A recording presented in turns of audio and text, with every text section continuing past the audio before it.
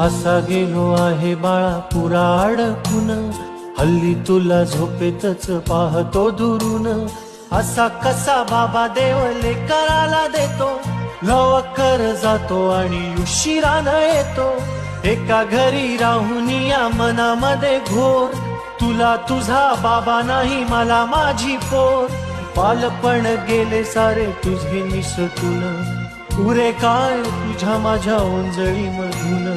जरी असे तुझ्या ओठी माझ्यासाठी हसे, नजरेत तुझ्या काही अनोळखी दिसे.